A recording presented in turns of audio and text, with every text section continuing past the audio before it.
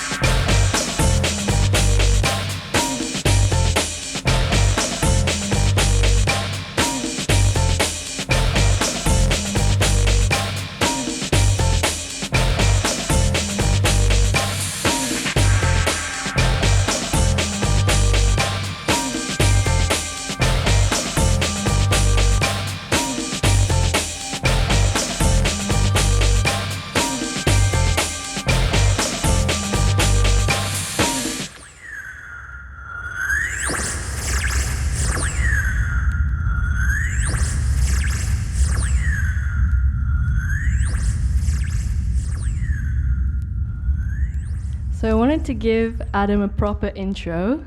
Adam is an artist and founder of the creative studio Spirit Level. He used to host a show on NTS for 7 years. So, meanwhile, it's my the third time on radio. So, ラジオの先輩としてよろしくお願いします。Something I didn't know until preparing for this was that you released an EP in 2015 called Diet of Germs, which was re-released in 2020. I'm like, did you predict the pandemic? Like, Diet of Germs? The name of yeah. And you played all the instruments on that, which is absolutely wild. Yeah, I mean, it was mostly like drum machines and synthesizers and stuff. Maybe some guitar or whatever, but yeah. You also made the flyers for your show, radio show, which was like blew my mind. And I also have an alternative, more subjective introduction to you, which is that we work in the same place. And we also live sort of nearby. So I've seen snippets of your day-to-day life, whether that's cycling home after work in time for bath time for your baby, on an 8 a.m. on a weekday, like getting coffee with your friends, on a Sunday at like 5 p.m. doing your weekly supermarket shop. But I don't really get the opportunity to like, you know, dig into your childhood. It's not like while you're like picking up a cabbage, I'm going to be like, so Adam, tell me about your childhood years. Like that would be like psychoanalytic and very strange. So I'm really excited to dive in. And I'm very curious to start us off if you could tell us how you selected this first track. Thanks for the intro. Can you hear me okay? Is that coming through? Sounds all right. Cool. We've also known each other since I very first moved here, I think. It's been about 8 years. Oh my gosh, yeah. I know. I also moved here at the same time, I think. Very true. Yeah. So you were just coming back from London? Is that time? From the UK? US, actually. US? Yeah. Right. Well, thanks for the very lovely intro. I don't actually talk about myself a lot, ever. Really? No, when I did radio, I wasn't really like, it wasn't talk radio. Yeah. It was just playing music and introducing songs and stuff. So, yeah. So this is a first for me as well. Honored. Thank you. And yeah, I just put together some songs today, I guess, that have had some sort of meaning for me throughout my life at various points, but particularly up until, I don't know, my 20s. And I started off with a track by The Prodigy, which I will talk about a little bit. So this album, Music for the Jilted Generation, the second Prodigy album, I've realised is probably like the most sort of fundamental album of music that I've ever really had in my life. Incredible. For various reasons.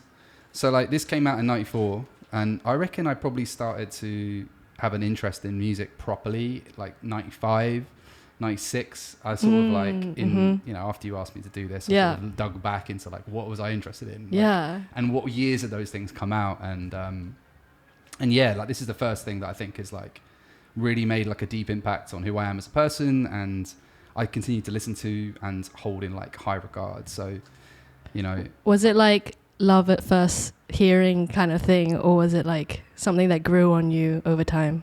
So, like I grew up in the UK, which maybe people can tell by my accent. And the UK is like still to this day a very musical environment.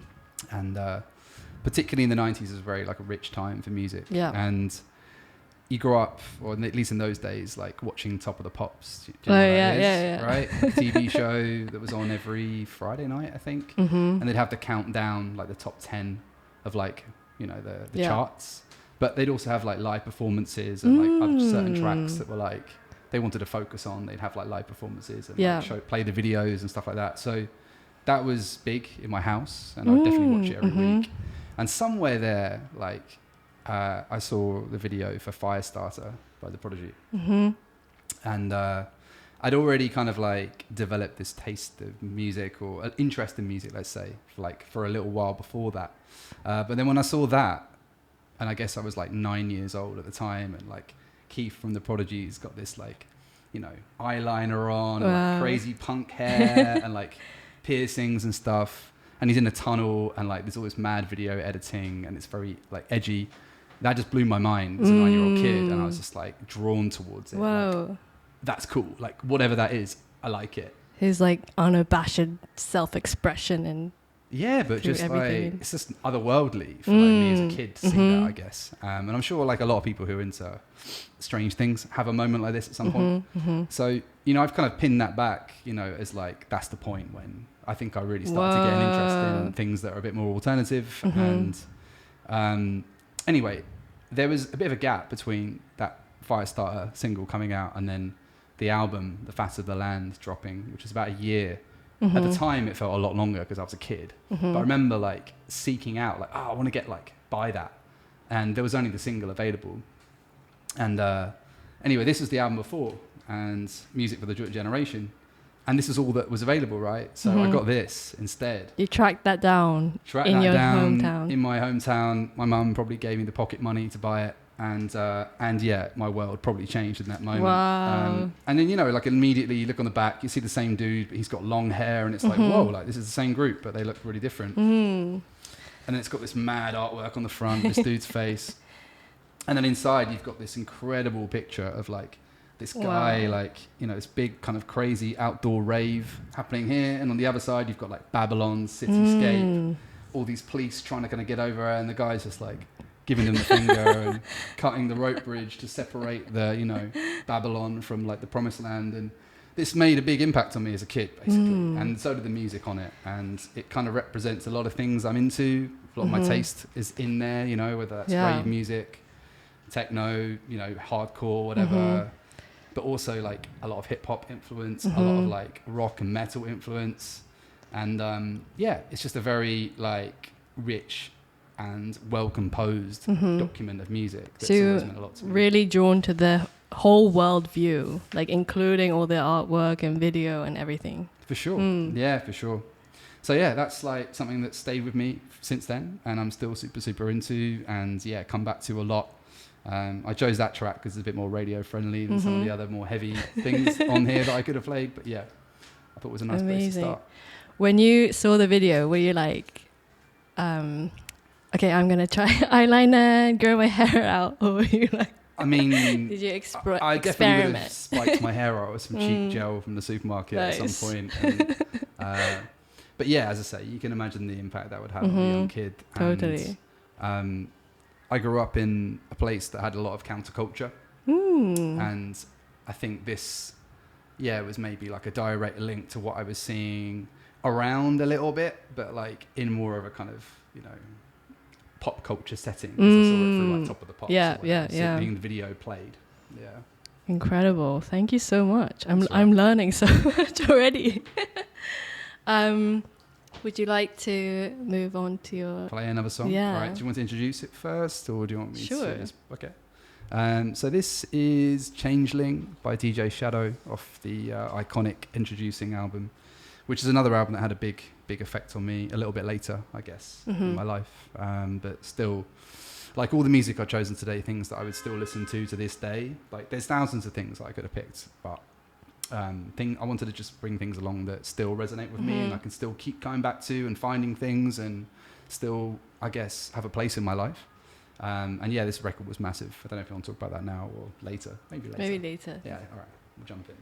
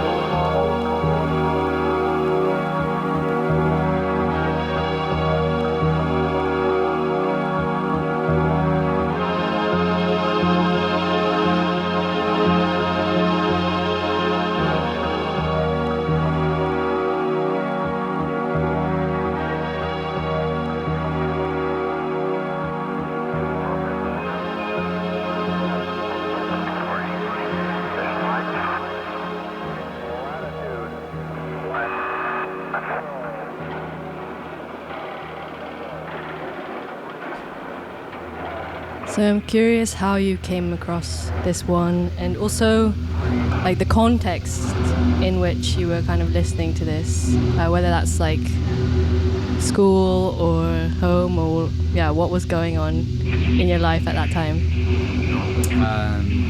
So I think particularly DJ Shadow, like this kind of music, he's American, but this came out on a UK label called Low Wax, which is quite big in the sort of mid to late 90s. And yeah, I was heavily into skateboarding growing up, which I think you mentioned earlier. And that, I think, is probably like where a lot of my taste came from around that time of my life. Was it like everyone into it, or like was it how did you like get sucked in? So I think like, again, one thing I've realized from this process of kind of preparing for this show today is that a lot of my, like, I got into this like kind of counterculture type stuff at a very young age, right? Like around 9 years old, 10 years old. That's so young, yeah. Right. And I think a lot of the more interesting things that I was learning were like came through like people around me. So mostly older brothers of my friends. Oh, interesting. I don't know for what reason, but I always found it easy to talk to older people from a young age. And skateboarding was one of those things. Like one of my friends in my year, like his brother 2 years above me or whatever, he was into skateboarding. The city that I grew up in had a lot of skateboard culture, and it had like a little skate plaza, which is long gone now, but I caught that wave. And through skateboarding, I learned a lot about music, and I learned about art, graphics, photography, filmmaking. Was it you who was into Barry McGee, or different? No. Like I'm not into him. I like his work, but like not deeply. But he's from a skate background too, right? I think so. So surf. Sure. Skate. I think skateboarding, yeah. But like I say, like a lot of people who grow up in the skateboarding scene or culture, I should say, go on to do something creative. I think like it's an amazingly productive thing for kids to get into, because it teaches you about style at a very young age, whether that's like fashion, what people are wearing, lots of different kind of subcultures within skateboarding, right? Some people dressing a bit punk or a bit like hip hoppy or whatever. There's lots of different kind of, you know, stylistic choices that you see and you would like learn about in skate videos. Also music as well. Lots of different music played in skate videos. I remember watching like the Olympics for skateboarding and feeling like it looked like an Apple ad, because everyone had their AirPods in or like hyping themselves up, and I was like, I really want to hear what they're listening to. Like I wish they played that, but it makes sense that I haven't had that much exposure to skate culture, but it makes sense that music is like very much, you know, intertwined with, like it's in the DNA of what it. 100%. Yeah. And as I say, like, you know, a skate video would feature lots of different skateboarders, and each of them will have their own unique kind of style, and quite often they are allowed to choose their own music for their section. So you'd have a variety of different music within one video, and you're watching it as a kid, like for the skateboarding, but subconsciously you're also absorbing all that other kind of cultural influence as well.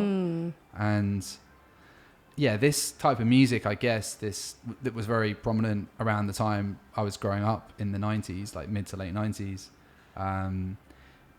filtered through the influence of skateboarding, but particularly one friend of mine who was again a bit older, like a few years older, he was like deep in this type of world of music, and he used to, this is another important thing I guess as well, like I used to get tapes from people.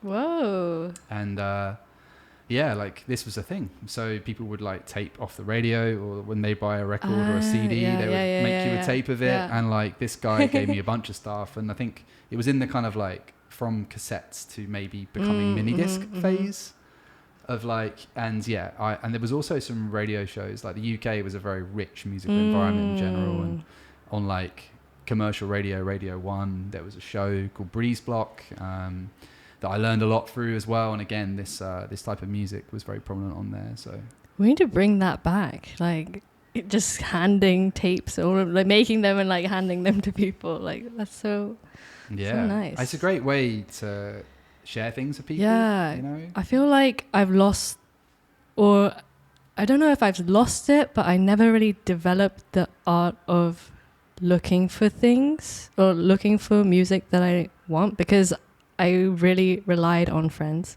growing up. Like, it was always like them introducing me to stuff, and now I'm like, I need to recreate that myself. But yeah, I just wish that someone listening make me a tape.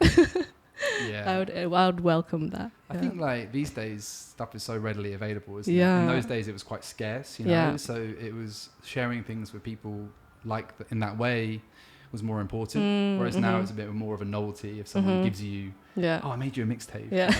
You know? But in those days it was really important, I think, to be able to even hear stuff. Like that's how I found out about a lot of things. So yeah, like in addition to this one older brother of a friend who got me into skateboarding and introduced me to like various skate brands and that kind of thing. There was other older brothers of other friends that gave me tapes of music and things like the first time I heard Nirvana, or the first time I heard like Tool, who were another big band I was very influenced by when I was younger that I still like now. And yeah, it's just, I guess, this sharing thing, but also this hand-me-down culture as well that comes with like older siblings around you. And that particular friend who I just mentioned, like his older brother gave me that kind of heavy rock and metal music because he was getting into rave culture. And he was like, oh, I don't need all this stuff anymore. You're into this, right? Just gave me a load of stuff. And that was actually really formative for me. So yeah, it's nice. I guess I've always grown up with a similar attitude because of that. And my younger brother, like I've always given him stuff, and my younger cousins and things like that. And to this day, I still like try to find out what they're into and give them something that reflects, like, you know, that connects to that somehow with something I'm into that I can share with them, you know. Is your next track also something that came from, that you heard from someone, or different? No, I think this is probably like, if you fast forward a little bit. So I was saying, you know, like Radio 1 shows and BBC, Top of the Pops. Like this was the kind of the more widespread kind of cultural influence from a very young age. But as I got older and as, you know, I had more access to things, we got like cable, Sky, satellite TV. Yeah. You know what Sky TV is, right, in the UK. And that came along with MTV and MTV2, and then all of a sudden, like, you know, there was lots of stuff from America that's making it into our household. And I think that's probably where I first came into contact with this music. Incredible. Which is another very rich time in my life, I think, of just digesting musical influence. And having the TV on a lot? Yeah, I guess so. But I think it's like quite healthy TV consumption, you know, watching music videos or shows like Zane Lowe's Gonzo show or whatever back in those days. Yeah. It was healthy, you know, and like rest in peace Music TV, because I think it was amazing for me, and I know a lot of other people from the same age who remember it so fondly as well. Maybe what you do now is kind of trying to bring some elements of that back. I think like times have changed though, haven't they? Yeah. It's like, I don't know if music TV would have the same kind of appeal that it has now with the vast array of like sources that people have access to with the internet. You know, like in those days you were limited to what you could get, like I was saying. So for me that was very mainstream media at first, and like magazines that I could buy in the supermarket as a kid. And then eventually like MTV, and then, but you're still watching it through like a funnel that's been curated for you, you know? Whereas these days you can create your own journey just based off YouTube or other things. So I don't know, I'd like to think that there's a place for it. And I think that there's definitely, you know, media outlets like NTS or whatever that are doing some of that work for sure. But I don't know if you could do it exactly the same way as it was in the 90s now, you know, or 2000s. Yes, this is not just a radio show. We're like covering media history over here. It's incredible. To go too deep. No. Should we play some music? Yes. Okay, so this is In the Fade, which is from the second Queens of the Stone Age album, which is a very formative record for me. Rated R, it's called. And my friends and I were like still to this day very heavily into this. But this is around, I was probably like 14, 15 when this came out, and we used to like, this is around the time when me and my friends used to gather together and listen to albums and just hang out and do stuff I can't talk about on the radio. And just sit there in silence and listen to an album from start to finish, which is a thing we did a lot. Oh my gosh. Collective listening. Which now is obviously becoming quite a popular thing, but we were doing it with teenagers a lot. With the visuals, or just, were you studying lyrics as well? Or Nah, we just put an album on and sit in the dark, or we'd play PlayStation, or we'd sometimes just put on something highly visual and just have that on a screen while we're just sitting there listening to music. But it was about the listening. It was about digesting that music. And this particular band and this style of music that they represent, I guess, was heavily... there was a lot of detail in the music that's put there for the listener to catch up, like pick up as they're listening. And I guess that's why it meant so much to us, and something we came back to repeatedly over the years, and I still listen to now. Incredible. Excited to listen. Yeah.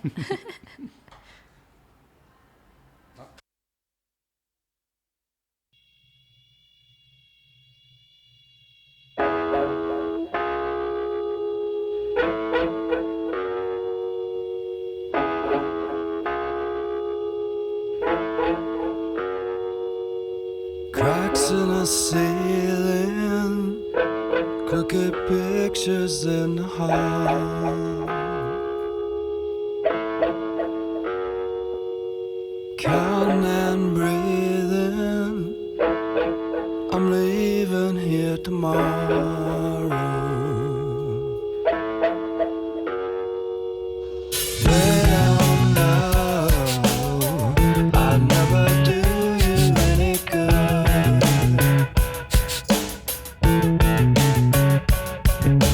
Laughing is easy, I would if I could. Ain't gonna worry, just live till you die. I wanna drown with nowhere to fall into the arms of someone. There's nothing to save, and I know you live till you die. Live till you die. I know. Live till you die. I know. Live till you die. I know. Live till you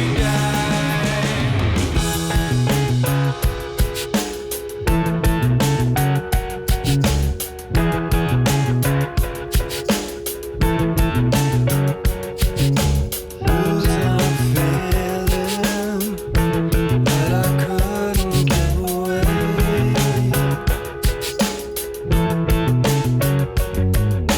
Counting and breathing, disappearing in the fade.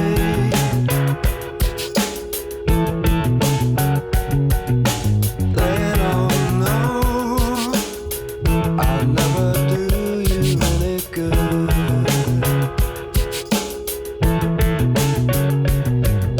Stopping and staying, I would if I could.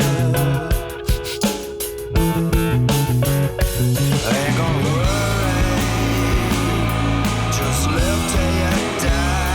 I wanna drown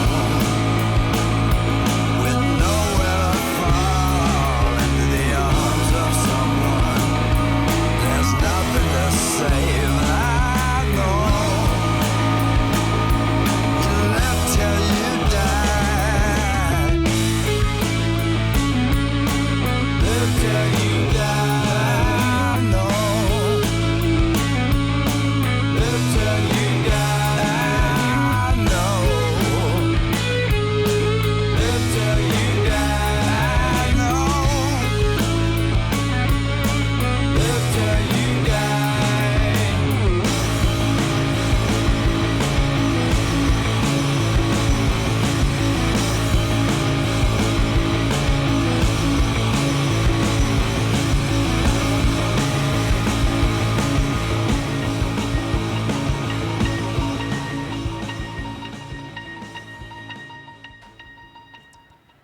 So I'm really curious about how, when you were at school at this age, like, how music was a way to sort of carve your own world away from school, or like, yeah, just really dive into your own passions. But can you tell us a little bit about, like, I don't know, how you were, what role music played during that time, especially in relation to school?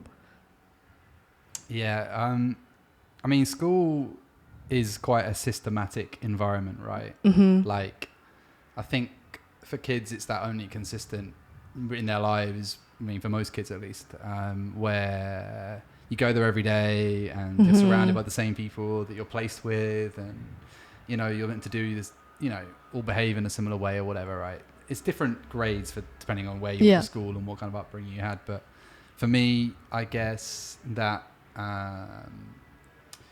I didn't really thrive in that kind of environment, I don't think, like within the system. And I think I've probably always remained a bit like that, like, you know, a bit uncomfortable when people are dictating how I should fit in rather than letting me carve my own path. And yeah, like music, like I think for me at that time, and now still obviously, but like at that time particularly when school was meant to be like the key kind of part of your life, my world existed outside of school. Like my friends were all outside of school, really. And really? Yeah, like I predominantly hung out with people outside of school. So I'd just always be waiting until like the day finished to go out and go skateboarding, see my real homies and do the things I was interested in. So during that time on the way to school or back to school or during school hours, headphones would be on. Yeah. I always had like initially, I guess like a Walkman and then a mini disc and then a Discman, and I'd always carry music in my bag, like in my backpack for school, and I'd always have like some magazines or books or whatever to like transport me away from that environment where I wasn't necessarily the happiest. And yeah, I guess music was always the first sort of level of escape for me at that time, and gave me that, you know, putting the headphones on gave you that reminder that there's a world like away from here. Whoa, you know? yeah. And that's so incredible, because when you're in it, it feels like that's, well, at least for me, I felt like that was the only thing that existed. Or like, yeah, if I didn't thrive there, where else could I thrive? But it's amazing that you found all these like environments or things that gave you joy outside so early. Yeah, and gave me a window to the outside, I'd say. And I think I was aware of that systematic nature of school from a young age, and that wasn't necessarily like the best thing for when you're at school, because you know you should look like you care or you're bothered. I mean, I did try, like I was into the topics, but I didn't like the kind of environment, let's say. And yeah, I think I certainly like really kind of blossomed as a person when I was given the freedom to, you know, move on. I definitely counted down the days when I actually finished and the exams were all done and stuff. But yeah, like music was definitely like the key kind of outlet for me in that age and that phase of my life, and gave me, like full awareness that there's other stuff outside. Yeah. You're going to be able to go and join that party the day that you're allowed to and just hang in there until you get out. And, whoa. And yeah, it's like it give me that bit of sanctuary when I put my headphones on. I am just imagining you like with headphones on, moody, like blasting music on the way. That's probably quite accurate, yeah, for sure. And I mean, you know, like, as I said, it's quite a systematic environment. And for me, like, by the time I was 15, like, and you can leave school at 16 in the UK. And that's when I left. And my education didn't stop then. I went and did other stuff afterwards. But I took that option. And by the age of 15, a year before that, I was fully checked out, like in terms of the environment, because I had experiences outside of school which had fully shown me like how fun life's going to be when I'm out. I went to my first rave at 15. I went to my first big music festival at 15, and like those experiences had far more of a effect on me as a person, I guess, than what was happening within the walls of my school, right? And to be honest, it kind of made it difficult to like relate to the people around me, you know, because I felt like, as I say, I'd seen things they hadn't, and it was hard to kind of, you know, align and see eye to eye and sit there in classroom and, you know, be fully engaged when I knew that there was, as I say, a lot more to the planet than what I was seeing at that time. You must have been like so, I don't know, like a wise owl, or like, I don't know, like just you internally must have felt different from, I mean, I was probably more just an angsty teenager, to be honest with you, but I'll take what I got. But I also want to ask you about sort of your home life and family and the things that they expose you to. But can you share another sort of track from the teen years before we move on? Yeah. So this is another one on the kind of, I guess, rock sort of more psychedelic end of rock that I was really into around that 15, 16 kind of age. It's by a band called Stone Temple Pilots, and it's called Art School Girl, and it's just a bit of like it's a weird tune, and I like it, and I think we love a weird tune. Yeah, and like the fact that I was listening to things like this in my headphones, or you know, at that time, I guess is probably backs up what I was just saying.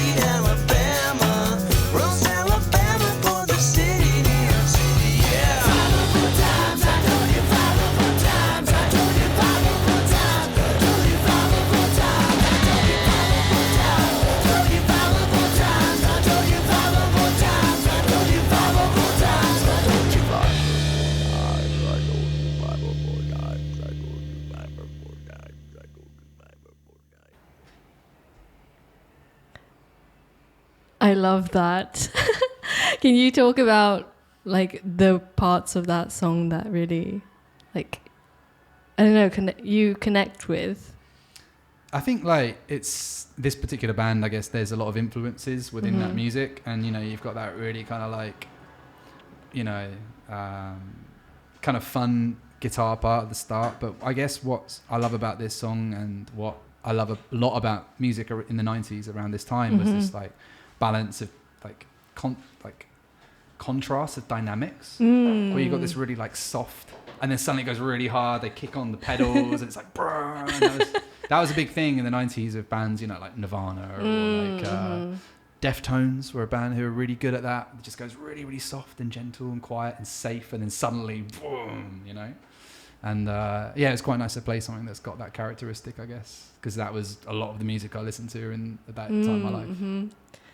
And before we move on, I was like, I need to ask you about this first like music festival rave experience, because it sounds like it was a turning point of some sorts. Yeah, like I think at the beginning of the show when I showed that like picture from the inside of the Prodigy sleeve, right? Yeah. It's like I always had this like, I knew that there was this whole world of like rave culture. I started going to gigs when I was very young, like probably like 12, 13 or something. I was allowed to go to concerts with my friends in London. Whoa. Yeah, like often, I guess at the beginning that was probably like getting dropped off by one of our parents at the venue, and then when we're in there, obviously we can kind of like, you know, be ourselves. But I went to my first festival when I was 15. It was called Reading Festival. Used to be really good in the 90s. Yeah, very big. And I saw loads of bands there, and that was probably just a very important time for me, because not only was I happy to see a lot of like the big bands of the era that I was seeing on like, you know, MTV2 and stuff like that. You know, your like White Stripes and The Hives and Prodigy, Foo Fighters, Weezer, like all these quite big acts. But the bit that I guess was really cool for me was that I went with two friends who were both older than me. They were like 2 years older than me at school. And I peeled off on my own quite a lot to go and see things that I was interested in. And I think that's quite indicative of my taste. So I went off and I saw like Aphex Twin, Square Pusher, all this mad like Warp Records kind of stuff that I was already finding an interest in at that time. But then also saw like a bunch of more like minor acts from the US that were over playing here on some of the smaller stages, like whether that's something that's like kind of folky, anti-folky stuff, or like American hardcore punk, or all kinds of stuff. And just having that like massive diverse range of music options for me to go and see was like super cool at that age, as on top of obviously being a 15-year-old kid at a music festival, like off the leash, like doing what I want. It was very formative for me. And that same summer I also went to my first rave. Amazing. And then you'd regroup with your friends. You'd like run around, go see all these like minor things, and then come back. Yeah, and then like, you know, before mobile phones, obviously, so we reconvene at the tent or like at a stage somewhere, I guess. But yeah, you know, being 15 years old and like that's summer between my, you know, second to last and final year of school, having those experiences and then coming back in after like summer holidays, I was very checked out. And sure, there was still more work to do in terms of getting qualifications, but the environment had zero interest in me at that point, and I knew that it was just a facade really between me and the world outside. Were you like, oh my gosh, I need to like spend my life doing something music related at that time already, or were you just like, I'm just loving this, I'm just enjoying it, and like I'd say like both actually. Like I was never the kind of person that's carved out like a path for myself at a young age, like I want to be this or I want to be that. I just knew what I knew what I wanted to move towards, and that was definitely music, and I would be doing something. But I think at that age I was not like thinking about like my future per se. I was just living in the moment and enjoying that rich culture that I was around at the time. That's interesting, because I feel like I see you as quite, I assumed that you were more like goal oriented, because I have seen you be like, okay, I'm starting a creative studio, and then it's like you really like built towards that and worked towards that goal. So it's interesting to see this other side too. Yeah, I guess that came later in my life. Like, I wouldn't say I'm like, well, I guess, not goal orientated, but I definitely establish like what I want to work towards, and then, like set that target and make it happen. So I guess it's goal orientated, but I guess I don't really quite see it that way. It's more just, I've spent my life trying to get closer and closer and closer to the things that I'm into, and to do things that exclusively I like doing, and be around people that I like being around, and work with people I like working with. So if that's a goal, then sure, but otherwise I think it's just more like trying to get into more of a comfortable place, as much of a comfortable place as I can, to be myself. With clear values and stuff. Yeah, I guess so, yeah. But it sounds like your family were really encouraging you to, or like, explore these things, or at least they kind of they gave you the space to do that. Yeah, I think that's probably a more accurate way to do it. Yeah. And like, I'm so curious what your home was like, because I remember, I don't know when this was, maybe pre-pandemic, but you mentioned that your brother was playing at Blue Note, eventually. I don't think he's played at Blue Note, but he does play in Japan quite a lot. Does he? Yeah. So I was like, oh my gosh, is every member of your family like super musical, or how did this? Yeah, like I come from quite a musical family environment, I guess. Like, it wasn't really like I wouldn't say that I was like, my parents were showing me stuff, but I think I was exposed to things through them and their tastes. You know what I mean? Like, they weren't purposefully being like, listen to this, but they would just, you'd be in the car and you'd hear things. And I grew up around music more than them introducing me to it. And beyond that, there was just access, I guess. So yeah, me and my brother both, we grew up in quite a musical household. Our parents both have their own kind of musical tastes that definitely rubbed off on both of us. And were they musicians as well? So my mum, no. My mum just has like a very good ear for melody and harmony and very distinct tastes. Like, she saw a lot of the big, 60s and 70s musical acts in their age, like all the Beatles, Stones, Hendrix, like that kind of stuff. She like went to all those gigs at the time, and she was always tell us about that growing up.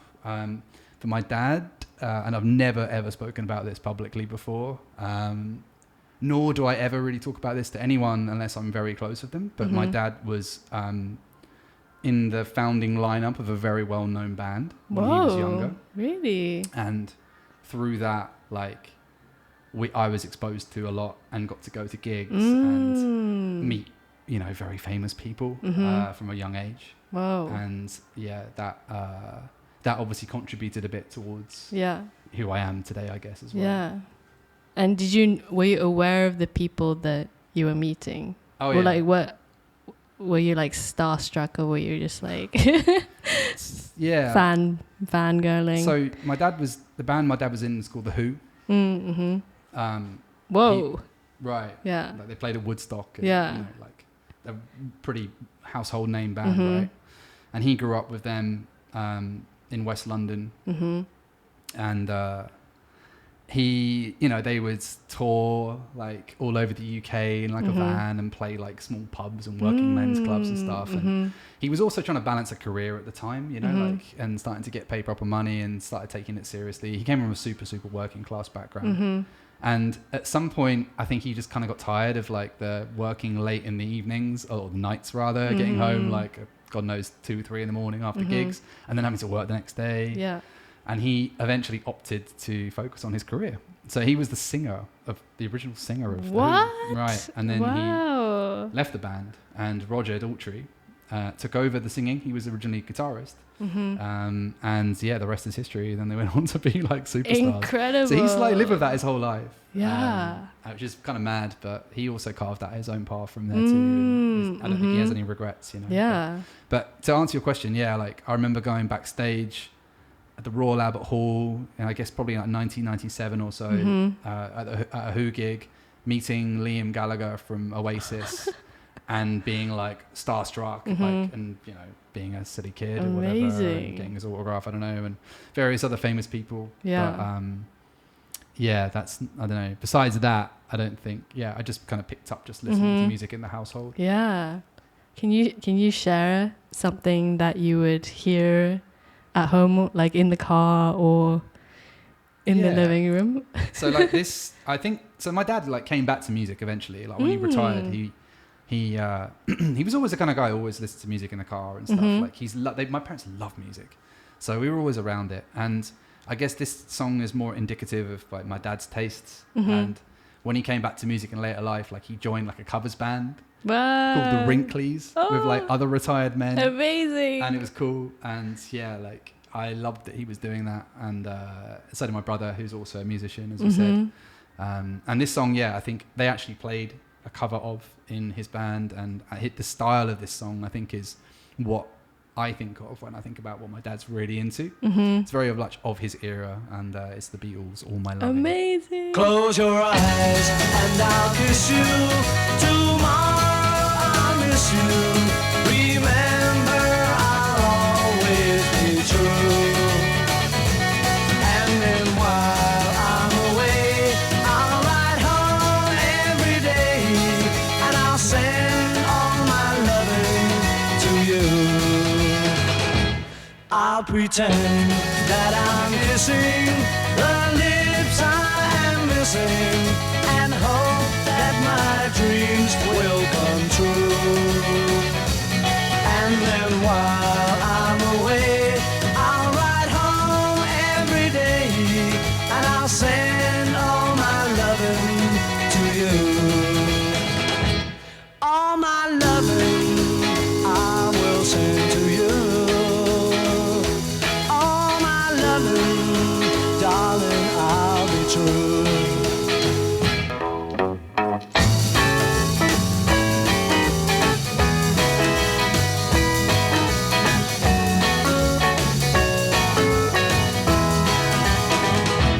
Close your eyes and I'll kiss you. Tomorrow I'll miss you. Remember, I'll always be true. And then while I'm away, I'll ride home every day, and I'll send all my loving to you. All my loving I will send to you. Darling, I'll be true. All my loving, all my loving, all my loving, I will send to you.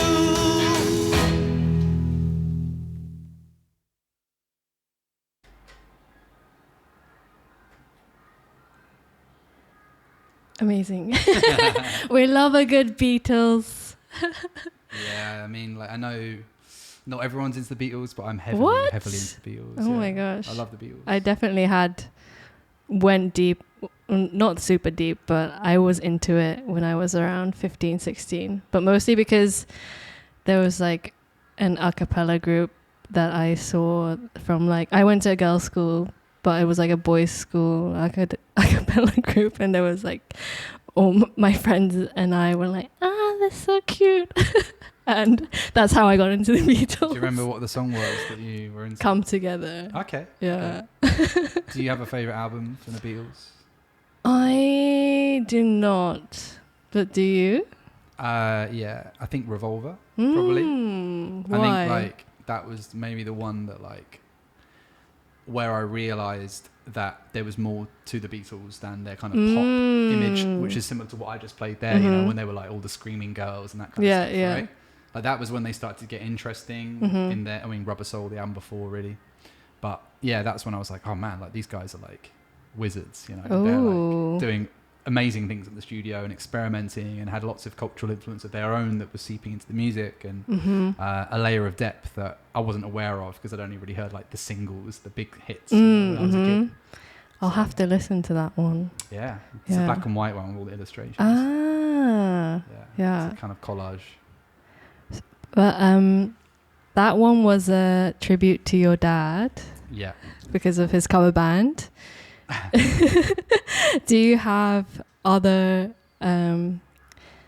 things you want to play that are like related to other members of your family? Yeah, so like my mum was, yeah, as I say, like remains really into music, and my parents had the radio on a lot at home and stuff. And her kind of what she used to play in her car was more like Michael Jackson, Quincy Jones, Earth, Wind and Fire, disco music, those kinds of things. And I could play lots of things like that, obviously. But also, like you mentioned, my brother's a musician, and it might be nice to talk about him as well. Like he's 5 years younger than me. So growing up, I handed down a lot of my tastes to him. And now, you know, he's like in his mid-30s, which reveals how old I am. And we have very similar tastes. Very similar tastes. Really? Yeah, very much so. And he's a professional musician. He plays with a lot of bands. Incredible. As a bass player, like Puma Blue, if anyone knows who they are. He's toured here with them a bunch of times. He plays with an artist called Joy Crooks, who's very big in the UK these days. He plays with Mama's Gun. They're kind of a sort of funk and soul band. They play here quite a lot. I think they were over later this year. Cinematic Orchestra, if you know who they are. No. And yeah, this next piece of music is something, I guess, more from like his band and his tastes, rather than being like a member of someone else's band playing their music. Like, this is a band he had with two of his friends that they wrote the music very much together. So I thought it'd be nice to play that. Yes, please. They're called Vels Trio, and this came out, I don't know, like a few years back, maybe 5-6 years ago, on a London label called Rhythm Section. So I'll play this, and this is quite, I guess, represents a bit more of like his tastes and where our tastes really cross over. And it's just interesting music, and it's super fun, so I thought I'd play that.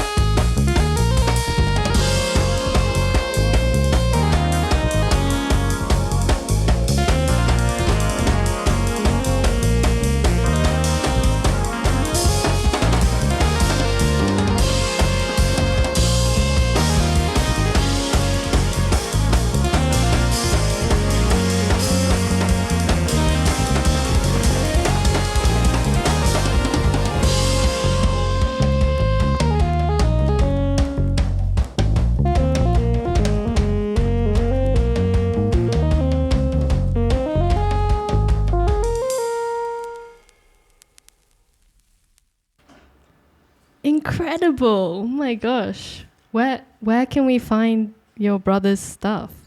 So, I mean, this band, Vels Trio, I guess it's on all of the usual platforms, which I won't say on air because I'll be helping them with their subscriptions and they don't need that anymore. But yeah, I'm sure you can find it on Bandcamp, or you can pay directly to the label or the artists.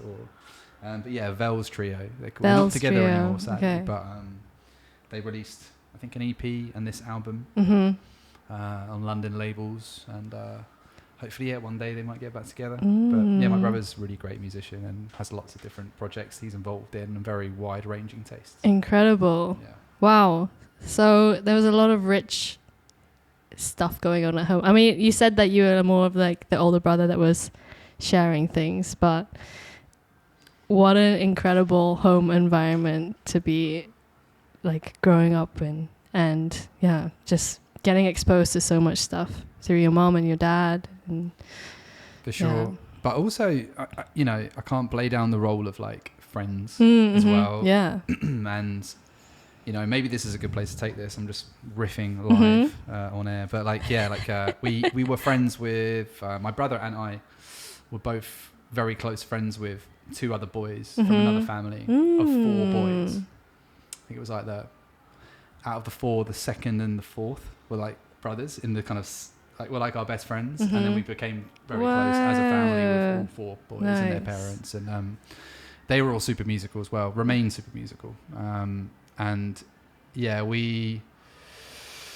the older brothers had a band that became pretty big, and got to a very quite high level with it. They're not playing anymore together, but they were awesome. I thought it'd be nice to maybe play a track from them. But then the youngest brother, who my brother was in his first proper band with, they had a great band called the Boot Lagoon that was kind of prog rock kind of music that we were the older brothers are handing our music down to them, and they interpreted it and made their own band. When they were at school as well, by the way, like 16, 17 kind of age.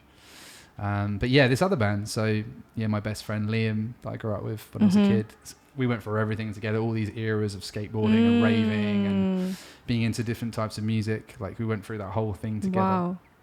And he formed this band. He was like the singer-songwriter, and definitely remains probably one of the most naturally creative people I've ever encountered in my life in terms of talent, which is very frustrating when he's your best friend growing up. But yeah, it'd be nice to maybe play something from them. The band was called Sid Arthur. And yeah, feel free to ask me another question while I dig for the record down here. Sid Arthur. Do you get the reference? So there's a book. Sure. There's a book by Hermann Hesse. Yeah. Hermann Hesse. Hesse. It's a German name, right? So Hesse. Called Siddhartha, which is about like the Buddha, right? Yeah. As a boy in India, and then it's like the name was like a kind of play on that, Sid, like SYD, like Sid Barrett or whatever. Siddhartha. And yeah, they were super cool, and they were very much pivotal to the local scene around the area where we grew up, and we used to put on events together all the time. And there's a lot of stuff I've not spoken about today. What kind of events? Well, I mentioned that I went to raves from a young age. Yeah. So from 15, I went to my first rave. From 16, I was going to raves every weekend and started to like put them on with my friends. Whoa. This is quite an important part of my story, to be honest. And I started DJing at raves around that time. I got deep into that culture, collectively with everyone around me who I grew up with. We all sort of grew up generationally as friends or whatever, and then you all sort of meet up and see each other at the during this very free raving time of our lives. And yeah, me and my friends organised our own ones. We were very we were pretty good at it, to be honest. We learned about making flyers, and we learned about setting up events from scratch out in the countryside and the forest and stuff. Whoa. Very organised in terms of the production, the planning, curating the music, dealing with the authorities, which eventually, to be honest, that part is kind of what made us stop doing it, because we organised our biggest party. Was like 2,500 people What? in the forest. No way. Insane. Multiple stages playing different types of music. Whoa. And anyway, like that, we almost got in a lot of trouble for that. So we took a step back, legitimised, started to get like licenses to host events in our own venues, but also sell booze, like sell drinks. And that gave us a bit more freedom. We started to move away a little bit from the rave scene, started to be a bit more kind of band orientated. And these guys were very heavily involved in that time, and their band was very pivotal to the sound, I guess, of the kind of events that we were putting on, which went on to have a bit of influence. And like I said, like my brother and his generation, they were like young kids going to all of our events, playing at our events, and they you were such a carried that cool forward too. brother. What? Maybe my brother might disagree with me. Let's see. Anyway, this is Sid Arthur. This is off their album On and On, and it's a track called Dorothy.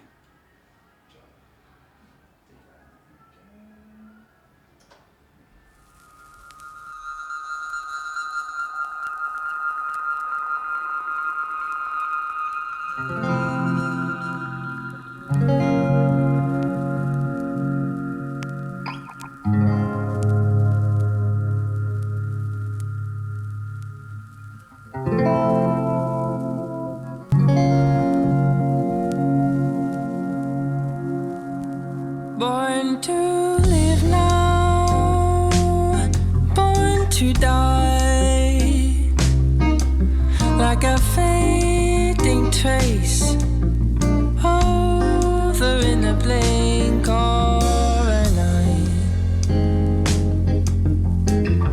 Mortal, flesh and blood. Oh, your eyes at sea, and your heart that beats.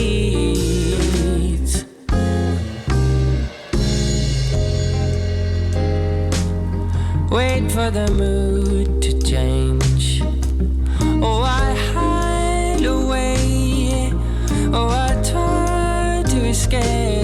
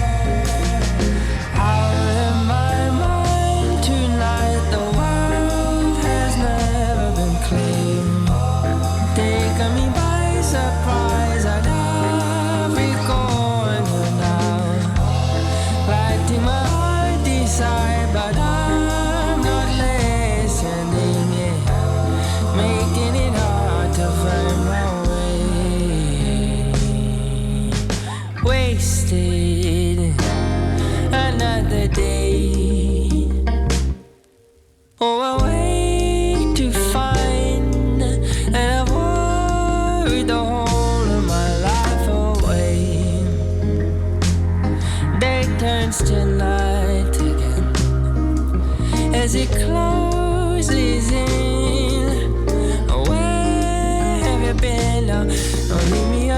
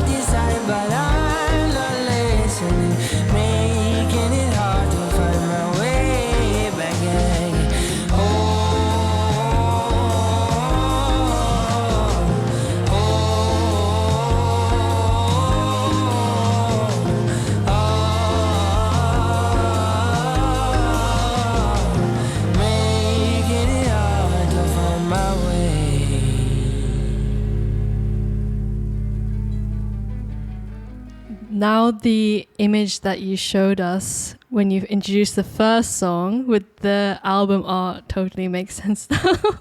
I'm just imagining you throwing these like raves and trying to run away from the authorities trying to shut it down. You're like, no!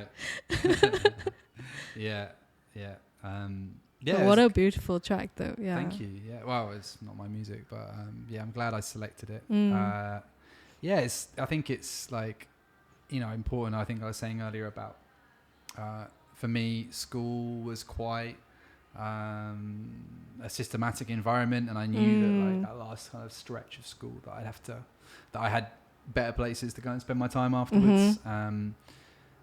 In the UK, you can like leave school at 16, or you can stay for an extra 2 years.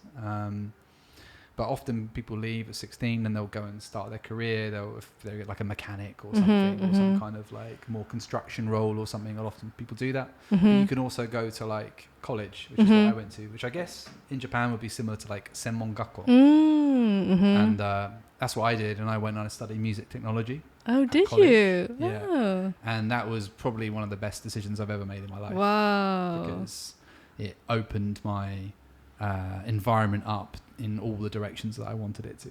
How so?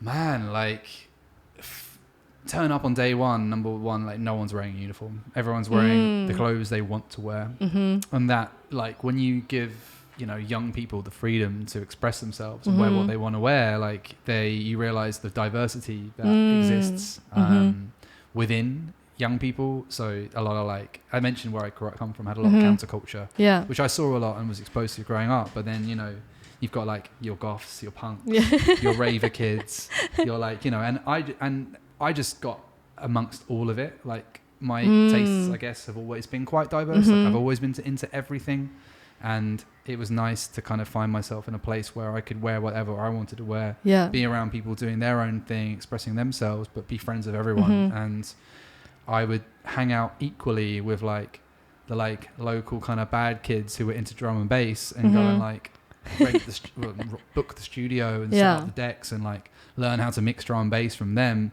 and then go and hang out with like the kind of psychedelic bandy kind of dudes and jam like in like a rehearsal space. Wow.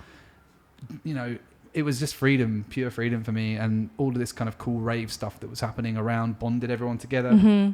We'd all see each other on the weekends partying, and it was just a very fun, rich experience for me. Did you or do you still feel pressure to like pick your scene, or was it kind of just like free? No, that's it. Because as I say, I was kind of into everything. So I don't know, like I've always maybe deliberately avoided being pulled into scenes and just followed my own path, I guess. And that time was very indicative of that. And another thing I should mention is like the teachers were really quite instrumental, I guess, in my development. Like I was there to study music technology. That's the time when I really started to take making music a bit more seriously and realized that like it's something that I could get quite good at. And I had, again, teachers wearing clothes they want to wear, turning up how they want to dress to school, which involved like guys with long hair, guys with dreadlocks, dudes in funky clothing. And you call them by their first names. What? Yeah. So it was like, Eric, Kenny, like Miles or whatever. And, these dudes had their own things. Like they were people outside of work and they brought that with them. So one dude was like kind of psychedelic band dude that, brought that kind of musical influence. One guy was like really into jazz and avant-garde stuff. Wow. One guy was into kind of like more warp records and glitchy kind of music, Max MSP programming, all this kind of thing. And then another guy was like a very well-known kind of hard dance DJ and producer. And he actually gave me my first ever like cracked, do you know what cracked software is? Like it's like when pirated software. Oh yeah, okay. He gave me I shouldn't probably say this on air. I don't know if he still works there or whatever, but like the software we were using like in college to make music, like I didn't have that at home. And this guy gave me it on a CD, like a burned CD. Wow. Like, there you go, there's a load of samples on there, go and like take it home, family computer. And I learned to start spending my time at home making music myself, which I could only previously do like at college. My gosh. Yeah, so like in the combination of the environment, the people I was around, the influences Everything. from like the kind of teachers, and who up until that point, teachers had only ever really played a fairly negative role in my life. Totally. Suddenly I was like felt genuinely guided Oh my and encouraged. gosh. So, wow. yeah, college was amazing. And they're bringing their full selves into their role, it seemed like. Yeah. It's so rare. And yeah, I'm really into that. What would you say encapsulates that time, like sonically? I could only speak for my own like tastes and environment, and I think that I was exposed to, and I think, as I say, I was into lots of different things, but one thing I really feel for that time, that my core memory of it is like colour, of like just because it was like, school felt very monotone or black and white, and I think as soon as I got out of there, I just like the world was a lot more technicolor, for other reasons I won't say online, on air as well. And the people I spent my time with and everything, and it just was like a cultural boom. And this track I'm going to play now for me is like from an album, the first album by Mars Volta, Mars Volta, who are two dudes who are in a band called At the Drive-In. They're like a sort of post-hardcore band from the States that got very, very big. And just as they were on the cusp of like being one of the biggest rock bands in the world, were like, we don't want to do that anymore. They quit the band, they started a new band, they just went really far out and experimental. And that in itself, I think, really encapsulates that time for me. Just the time of exploration and new ideas and new sounds. And for me, this still stands the test of that time. And it's maybe a bit more intense than some of the music I've played here today. But hopefully people are into it.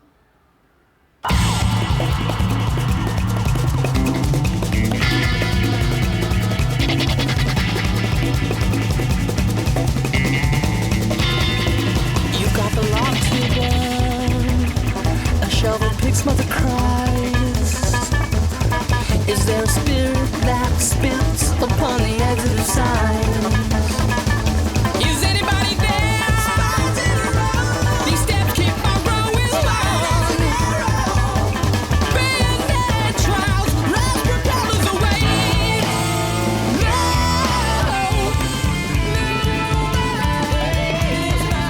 Growing sheep smells for the dead.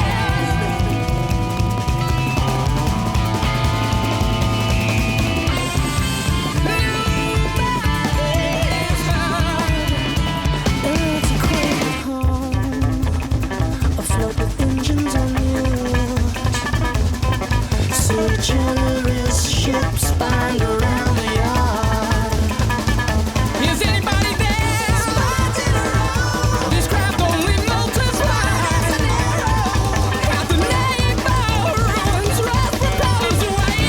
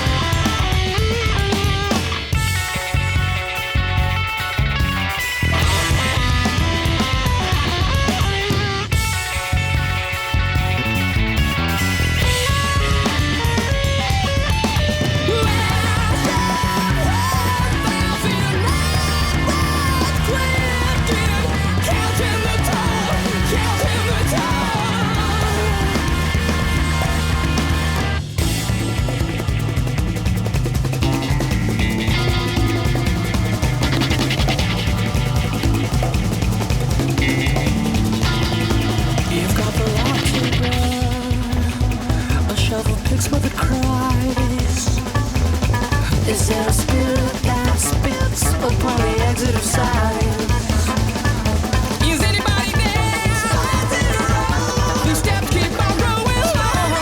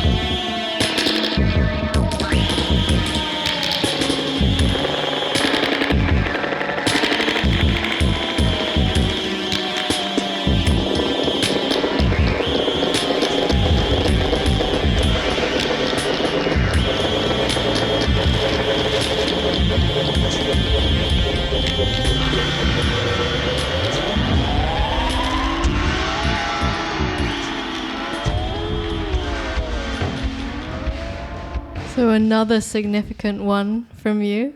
That I feel like that was like just full of surprises, and so I don't know. There's a lot happening, but it was.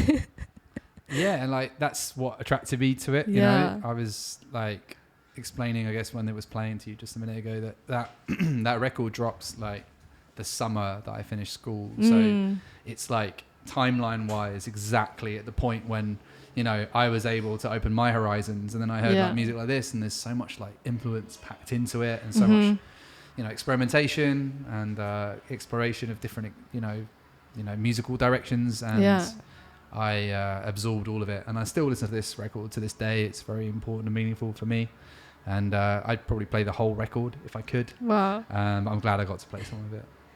As you started like making music around this time, like how did it change you as a listener? That is a really good question. I think like I'd always had, maybe not always, but like a bit earlier than when I started making music, I'd started to think about, break it down into parts in my mind. So like when I was listening, like, tune into the hi-hat sound. You know, listen to the bass line. Just, you know, practicing like isolating parts of music through my listening. Which then which is a helpful tool when you're like making music, obviously. Yeah. But yeah, you do start to dissect it a bit, and I think like I was definitely one of those annoying. I mean, I've hopefully thrown out this now, but like, I was definitely one of those kids that was like, you know, very like obsessive about music and the detail and how it was made. To a point that maybe could have been annoying for people around me. And in terms of how I absorb music, I was really very much interested in the process at this time. I then kind of unlearned that a bit later, I guess, and learned to listen to music a bit more broadly and accept it for what it is rather than the sum of its parts or the individual parts. And I guess that's another thing that was happening around the time. And how does the next one fit into this sort of transformative time where things were like really opening up for you? I mean, like I was like looking in all directions, I guess, at that time for my sources of music, and that led me in all kinds of different directions. But I guess one thing around this time that was quite like characteristic of my listening habits was that I was quite into like, you know, what's the most complicated or technical or like inventive thing that I can find or discover or hear or absorb. And it was like an addiction. I was constantly looking for music all the time. Whether that was like going to record stores, getting things off friends and like begging them to like make me CDs if I heard something I liked over their house, or there was no gatekeeping involved, or downloading stuff off illegally off the internet. But no, not really. Like I was just a sponge, and like any of my mates that I'm close with from that time will tell you I was awful like with that kind of give me that kind of thing with music. And like a lot of stuff I picked up from friends, and this is like a band that a lot of people will know, King Crimson. They're like a British kind of prog rock band, but this record's from later in their time. They got big in the very late 60s, maybe early 70s. Had a big impact in the kind of world of experimental rock music. But this is in the 80s. This is like way after that. And it's like a very different sound, and it's kind of captures that technical ability thing, but mixes it, I guess, more aesthetically with the kind of music or some of the music that I'm really into now. Like when you hear this, you'll hear this kind of Steve Reich or like Philip Glass-esque kind of call and response, like you know, rhythmical thing going on with two guitars that like bounce off each other and fit together like some mad puzzle. And for me as like 16-year-old kid, that like blew my mind, and definitely, I guess, pull me in towards that direction to find other music that was similar or had resembling features. like Steve Reich, like I say. So yeah, this is a very fundamental piece of music called Frame by Frame by King Crimson from the 80s. And yeah, hope you're into it.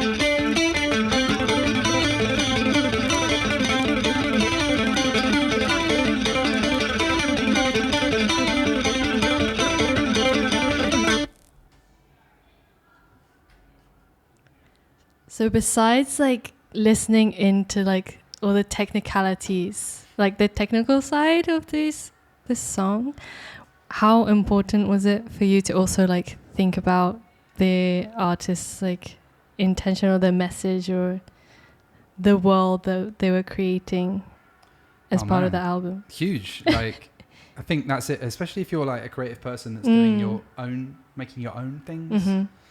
Like, maybe not everyone's thinking about, you know, the process or like what that individual was thinking about or trying to convey at the time, but I certainly have always been that person. Like, rather than just hear or see or watch the piece, like I like to really try and get into the mind of the person who created it, so that I can think about what led them in that direction or what they were influenced by, that pulled them, you know, to sort of in that towards that.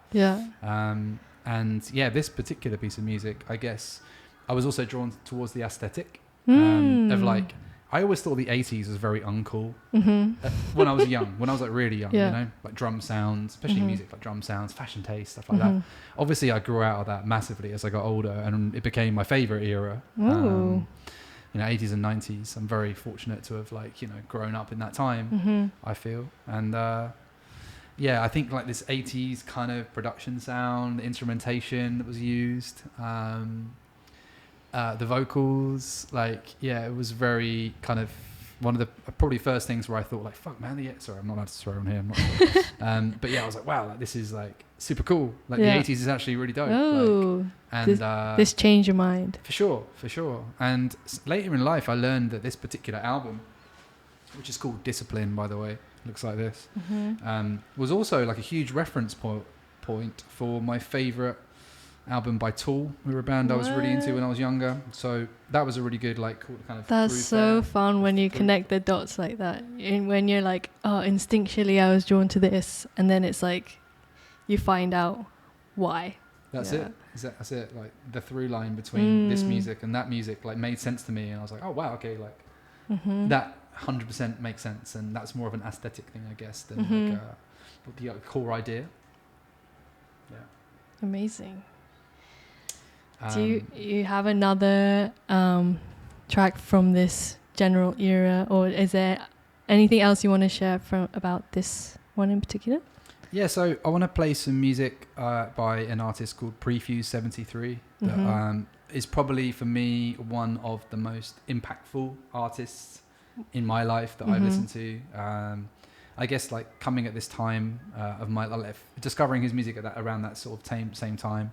When I was like in my late teenage years, was really impactful for me because I was learning to make electronic music. And electronic music is, I guess, the reputation is that it's very lacks human touch and lacks musicality, and that it's like machine music or computer music or whatever.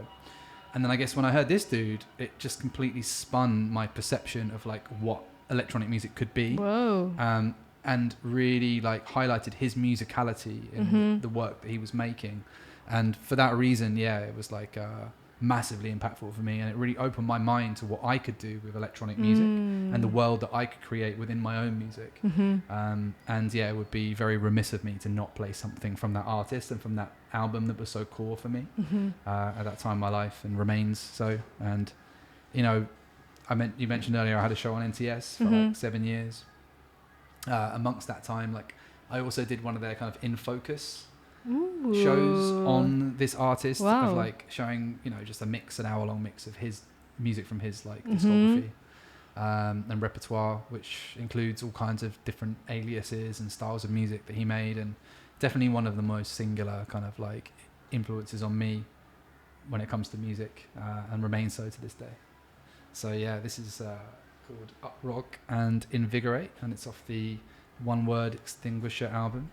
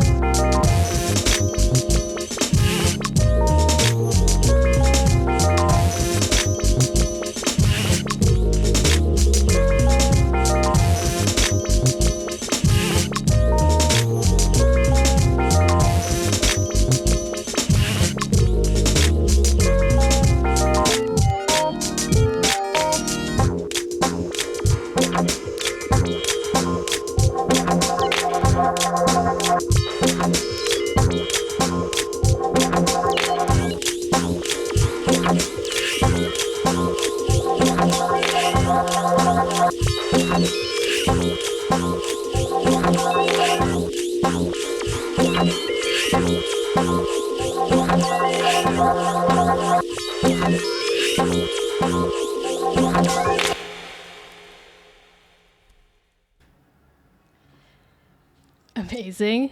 I'm so curious about the human element that you kind of talked about. From that, you were like, that's how it kind of shifted your mind and shifted your perspective. But can you sort of tease that part out for us a little bit? Yeah, so like, I think, what occurred to me from listening to that music for the first time was the musicality. And you can, you're not just like hearing things being moved around with a mouse on a screen or like the pulse of like a drum machine or something. It hasn't got that kind of like cyclical kind of sound to it. It's not repetitive. There's so much detail and color and, it's not necessarily all 100% like in time perfect. You can feel the human being playing it behind, and that is something that I hadn't heard to that kind of like level in electronic music at all until I heard this album.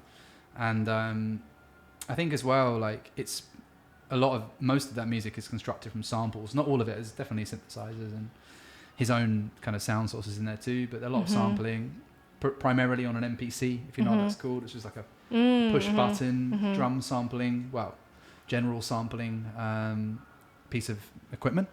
And you can hear his fingers, you can hear that kind of like human element, as I say, that I'm talking about, and that was just mind blowing for me. And I think as well, like I was getting very heavily into jazz at that time and various other types of music that just really opening my mind to different types of things, and I could hear all of it in there, and I could really hear like the influences of that he was into in his own music, which really pushed me to be able to show that in mine. Amazing. Oh my gosh. I want to hear so much more from this era, especially, but 2 hours have absolutely flown by. So to kind of bring us into the closing, I wanted to bring us to the present day and how you, recently have started this creative studio, but I think around the time when you were starting it,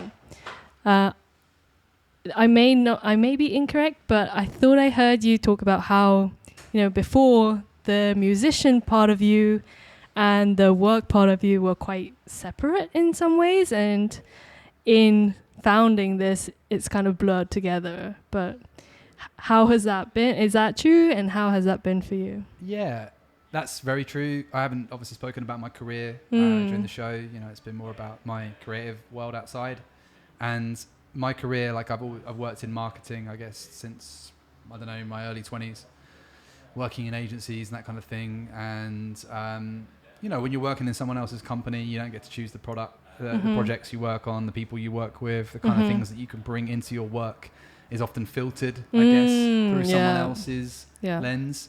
And in forming my own company, I've been able to have a bit more influence, I guess, all the influence in decision making, which has given me the freedom to do that. And in addition to like choosing the people I work with, the clients I work with, that kind of thing, I've also been able to really think about the image of the company itself and bring my influences into that. And it's allowed me to focus not only on like client work for brands and artists that I do, but also kind of more culturally focused projects that are more within my kind of creative realm of interest, like we've been talking about today.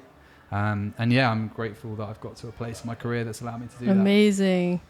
Are we going to see any forest raves come out of Spirit Level? Oh man, hopefully. I'm not sure it's something we can do here in Japan, but like I'm always down. Like I came from a DIY music culture and I'm always keen to kind of like continue to contribute towards that in any way I can.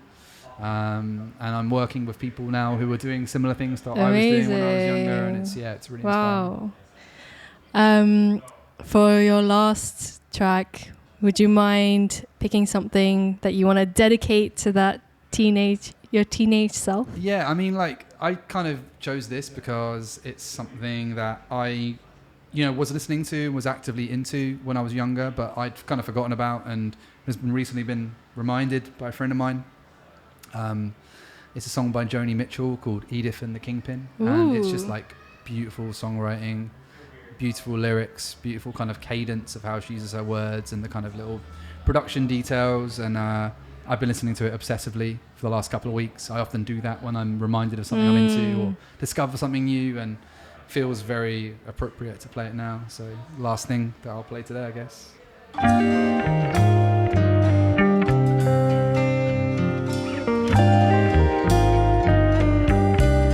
The big man arrives, disco dancers greet him, plain clothes cops greet him, small town big man, fresh lipstick glistening,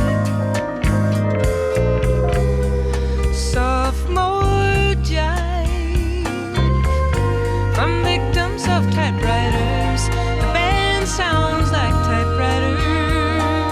The big man, he's not listening.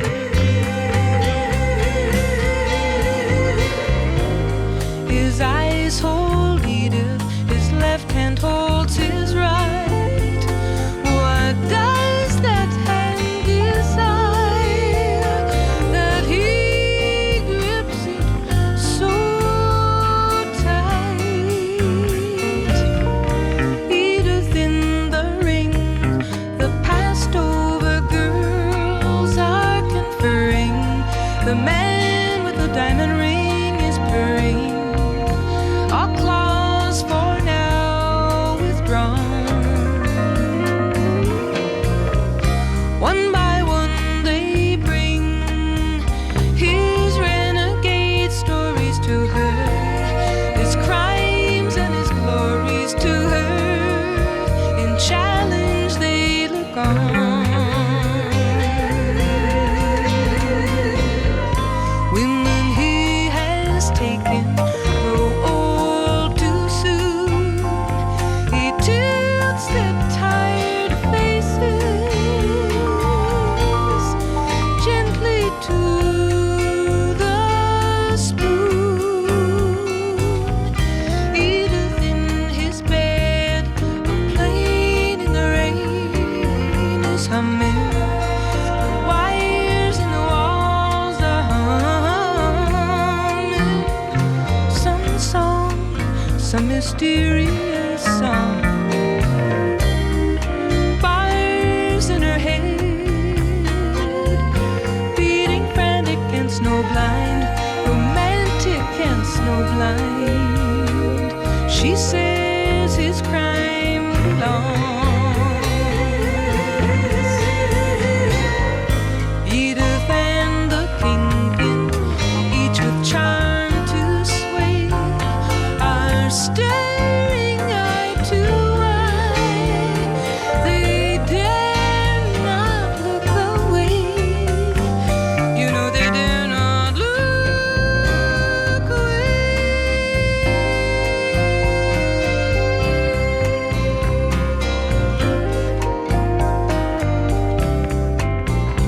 This was Hey How Are You with Adam Oko. Adam, thank you so much for taking us on a musical journey through your teenage years, formative years. That was absolutely incredible. You can find more of his work on Spirit Level Works. Thank you. Thank you. Thanks for having me. Thanks for listening. Cheers.